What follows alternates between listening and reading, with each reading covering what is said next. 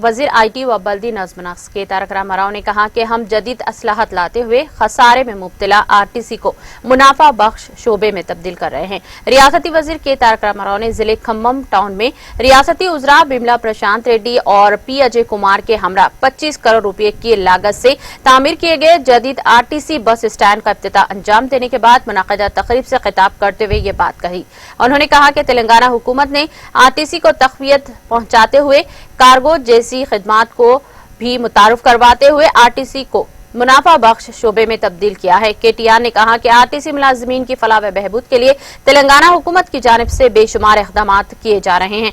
उन्होंने कहा कि अगर आरटीसी को ज्यादा से ज्यादा मुनाफे में लाया जाए तो दूसरे शहरों में भी जदीद बस स्टैंड कायम करना मुमकिन होगा।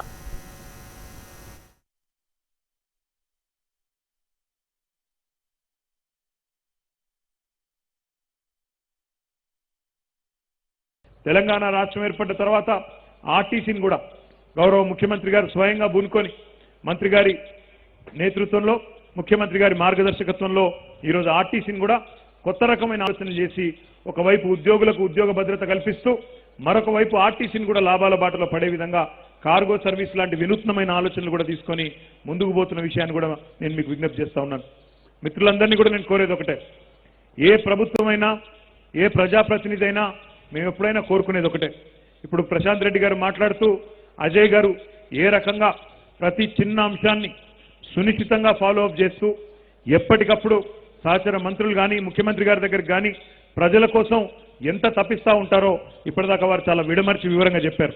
నేను దాని లోతులోకి పోను కానీ ఒకటి మాత్రం పక్కగా చెప్పగలను, ఈరోజు ఖమ్మం పట్టణాన్ని చూసి ఇతర పట్టణానికి సంబంధించిన ప్రజాప్రతినిధులు కూడా ఇక్కడికి వచ్చి నేర్చుకునే పరిస్థితి వచ్చిందనే మాట మాత్రం ఖచ్చితంగా గంటాపదంగా చెప్పక తప్పదు। మరి అట్లాంటి ఖమ్మం పట్టణంలో గతంలో పనిచేసిన మా పాపాలాల్ గారు కానీ మిగతా కార్పొరేటర్ మిత్రులు కానీ నేను మీ అందరికీ ఒకటే విజ్ఞప్తి చేస్తా ఉన్నా, మనం చేసిన పనిని చెప్పుకోవాల్సిన బాధ్యత కూడా మన మీదే ఉంటుంది। గల్లీ గల్లీకి పోయి ఇంటింటికి పోయి, ఎందుకంటే ఎన్నికలు 5 ఏళ్లకోసారి రాక తప్పదు, వాటిని ఎదుర్కోక తప్పదు।